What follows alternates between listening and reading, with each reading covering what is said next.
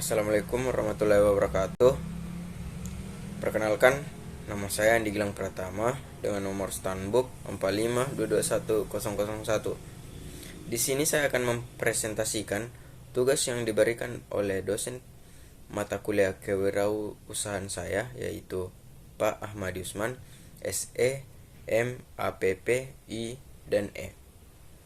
Dengan judul presentasi yaitu menjadi wirausaha, atau bagaimana cara kita untuk menjadi seorang wirausaha yang sukses dari awal hingga akhir. Kita mulai dengan topik yang akan saya bahas. Ada 4 topik. Yang pertama itu konsep dasar kewirausahaan, kedua pengertian kewirausahaan, ketiga proses kewirausahaan, keempat faktor penyebab kegagalan. Maksudnya di sini faktor penyebab kegagalan dalam menjadi seorang wirausahawan. Baik, langsung saja ke konsep dasar kewirausahaan. Baik, dalam menjalankan kewirausahaan ini, Anda tidak hanya memerlukan modal berupa dana. Selain dana, ada beberapa konsep dasar kewirausahaan yang harus lebih dulu dipahami dengan baik agar bisnis bisa berhasil. Lantas, apa saja konsep dasar yang harus dipahami seorang wirausahaan muda? Baik, saya di sini akan menjelaskannya. Konsep dasar kewirausahaan. Yang pertama itu, seorang wirausahawan harus memiliki agility atau kemampuan untuk bergerak dengan cepat. Agility ini penting dimiliki dan dipahami seorang pengusaha karena kondisi pasar dan lingkungan yang terus berubah. Jika tidak gesit, maka Anda bisa ketinggalan dibanding kompetitor. Kedua itu endurance atau daya tahan. Daya tahan yang dimaksud di sini adalah biasanya didukung oleh produksi dan penjualan yang tetap lancar, dan ini memerlukan kerja ekstra. Pengusaha yang tidak punya daya tahan yang tinggi, maka bisnisnya akan sulit bertahan. Ketiga itu kecepatan atau speed. Situasi di pasar bersifat dinamis, atau kebanyakan atau mostly memang situasi di pasar bersifat dinamis. Seorang wirausahawan yang baik akan mampu mengikuti semua perubahan itu dengan cepat. Untuk tetap bisa memenuhi kebutuhan dan kepuasan konsumen merupakan kunci penting agar sebuah bisnis maju dan berkembang. Yang keempat itu fleksibilitas. Kemampuan beradaptasi dengan situasi baru adalah bentuk fleksibilitas seorang wirausahawan atau pengusaha. Dimanapun dirinya berada, peluang dan kesempatan mesti selalu bisa dimanfaatkan dengan baik tanpa banyak mengeluh. Yang terakhir itu strength atau kekuatan. Kekuatan baik secara fisik maupun mental sangatlah diperlukan oleh seorang pengusaha. Dengan fisik dan mental yang kuat, fungsi dari setiap komponen dalam bisnis bisa dijalankan dengan baik dan maksimal tentunya. Setelah membahas konsep dasar kewirausahaan, kita lanjut ke topik yang kedua, yaitu pengertian kewirausahaan. Secara etimologi kata kewirausahaan ini berasal dari 2 kata, yaitu wira dan usaha, serta mendapat awalan ke dan akhiran an, yang dimana wira berarti pejuang, usaha berarti perbuatan untuk mencapai sebuah tujuan. Nah, jadi secara harfiah kewirausahawan adalah sifat perjuangan yang melakukan suatu perbuatan untuk mencapai sebuah tujuan. Oke. Jadi kita bisa simpulkan dari etimologi kata di atas, itu kewirausahaan adalah suatu proses menganalisis, membangun dan mengembangkan suatu keinginan untuk mencapai tujuan melalui ide inovatif, peluang, cara yang lebih baik dalam menjalankan sesuatu keinginan sampai penciptaan usaha baru pada kondisi yang penuh risiko. Adapun saya kutip dari beberapa ahli, pengertian dari beberapa ahli mengenai kewirausahaan ini, menurut Robin N. Coulter, kewirausahaan adalah suatu proses di mana seseorang ataupun suatu kelompok menggunakan upaya yang terorganisir dan sarana untuk mencari sebuah peluang dan menciptakan suatu nilai yang tumbuh dengan memenuhi kebutuhan dan keinginan melalui sebuah inovasi dan keunikan. Baik, langsung saja masuk ke poin ketiga, yaitu proses kewirausahaan. Dalam mempelajari proses kewirausahaan, kita dapat melihatnya dari berbagai segi, yaitu faktor-faktor pemicu kewirausahaan, proses berkembangnya kewirausahaan, ciri-ciri proses pertumbuhan kewirausahaan, langkah-langkah menuju keberhasilan wirausaha, dan faktor-faktor pendorong serta penghambat kewirausahaan.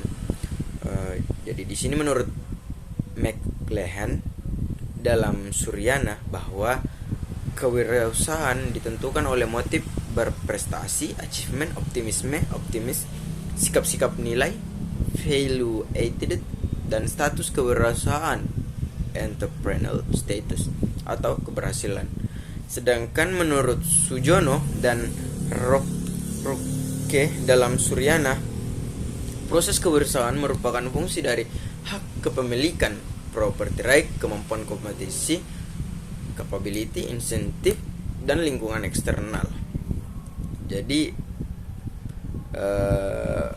kalau dirangkum dari dua menurut ahli ini, kita juga bisa mendefinisikan proses kewirausahaan secara umum memiliki tahap sebagai: pertama, adanya ide untuk melakukan kesempatan usaha. Kesempatan dan ide melakukan usaha bukan merupakan hal yang mudah, tetapi bukan merupakan hal yang mustahil untuk diperoleh. Tidak semua orang mendapat ide dan kesempatan untuk melakukan usaha dengan mudah. Bahkan dalam kasus-kasus tertentu, kesempatan dan ide itu harus dicari dan diperjuangkan dengan sungguh-sungguh. Terdapat beberapa kondisi yang memungkinkan kesempatan dan ide muncul, diantaranya karena perubahan-perubahan dalam lingkungan, kejelian wirausaha dalam melihat peluang, karena situasi yang mendesak, dan terakhir muncul karena hobi. Yang kedua itu karena adanya kendala. Terdapat beberapa halangan atau kendala yang sering dihadapi pada saat hendak melakukan kegiatan usaha. Di antaranya, ide tidak dapat dilaksanakan atau tidak cukup praktis, masih terikat dengan perusahaan sebelumnya. Ketiga, tidak mempunyai kemauan untuk berdiri sendiri, pengetahuan pasar yang kurangnya kemampuan teknis, peraturan pemerintah yang memberatkan wirausaha untuk menjalankan ide-idenya. Terakhir, wirausaha dipandang mempunyai status sosial yang rendah oleh banyak kalangan masyarakat atau komunitas masyarakat di suatu negara. Ketiga itu, membuat rencana bisnis. Rencana bisnis secara umum meliputi perencanaan produksi, perencanaan permodalan, perencanaan sumber daya, dan perencanaan pemasaran. Semua unsur tersebut hendaknya dikelola dan direncanakan dengan baik agar kegiatan usaha dapat berjalan sesuai dengan yang diharapkan. Keempat itu adanya bantuan dari faktor lingkungan. Kodrat manusia sebagai makhluk sosial untuk mencapai kesuksesan usaha kita tidak dapat melakukannya seorang diri, melainkan perlu bantuan orang lain. Kekurangannya yang ada pada diri kita perlu ditutupi oleh kelebihan yang ada pada orang lain. Demikian pula, kekurangan orang lain harus dibantu ditutupi dengan kelebihan yang kita miliki. Hal ini mengisyaratkan bahwa dalam kegiatan wirausaha pun kita harus bekerja sama dengan orang lain untuk mencapai tujuan usaha yang dikehendaki. Kelima itu, mempersiapkan strategi memasuki pasar. Sebagai seorang calon wirausaha yang baik perlu memikirkan strategi apa yang sebaiknya dilakukan sebelum terjun langsung menjalankan kegiatan usahanya. Apakah membangun perusahaan dari awal? Apakah membeli perusahaan yang sudah ada atau melakukan kegiatan franchising atau waralaba? Strategi mana yang akan diambil tentu sangat disesuaikan dengan kondisi situasi yang kita miliki pada saat ini. Terakhir itu, menentukan bentuk organisasi usaha. Proses selanjutnya dalam menjalankan kegiatan wirausaha adalah menentukan bentuk organisasi usaha yang akan dijalankan, diantaranya usaha perorangan, firma, partner atau partnership, atau perseorangan. Baik, langsung saja ke poin terakhir, yaitu faktor penyebab kegagalan wirausaha atau seorang wirausaha. Secara umum, keberhasilan dan kegagalan wirausaha sebenarnya lebih ditentukan oleh kemampuan individu wirausahawan itu sendiri. Menurut Simerer dalam buku Suryana menyatakan bahwa kegagalan wirausahawan adalah mengelola bisnisnya dapat disebabkan oleh hal-hal sebagai berikut. Yang pertama, tidak kompeten dalam manajerial, yaitu dicirikan dengan rendahnya kemampuan serta kinerja di dalam pengelolaan usahanya. Kedua, kurang memiliki pengalaman dari berbagai segi. Misalnya, dalam kemampuan teknik, kemampuan memvisualisasikan usaha, kemampuan mengkoordinasikan, keterampilan mengelola sumber daya, maupun kemampuan mensinergikan operasionalisasi perusahaan. Yang ketiga, kurang dapat mengendalikan keuangan. Agar perusahaan dapat berjalan dengan baik, maka aspek keuangan harus betul-betul diperhatikan. Misalnya, menjaga likuiditas perusahaan melalui pengendalian arus kas, pinjaman, maupun hasil penjualan produk. Keempat, adanya kegagalan dalam perencanaan. Perencanaan merupakan titik awal dari suatu kegiatan. Apabila suatu rencana gagal, maka akan berdampak terhadap terhambatnya operasi perusahaan. Kelima, lokasi kurang memadai. Lokasi usaha merupakan faktor yang strategis. Apabila salah dalam memilih lokasi, maka berakibat terhadap terhambatnya operasi perusahaan. Kurangnya pengawasan peralatan. Nah, pengawasan erat kaitannya dengan efisiensi dan efektivitas. Kurang pengawasan dapat mengakibatkan penggunaan alat tidak efisien dan tidak efektif. Makanya harus diperlukan manajemen logistik yang baik dalam suatu perusahaan.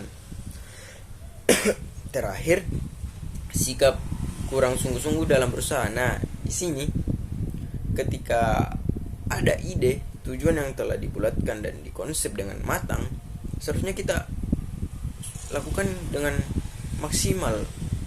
Untuk apa segala konsep, kegiatan, ide telah digelontarkan, namun pada akhirnya tidak sungguh-sungguh, kan kayak sama dengan nol. Dan itu yang dapat mengakibatkan kegagalan fatal dari seorang wirausaha. Nah, makanya untuk menjadi seorang wirausaha kita harus memiliki mental yang kuat, kekuatan yang kuat, jiwa kepemimpinan, karakter yang kuat, dan sikap jujur dan adil yang baik.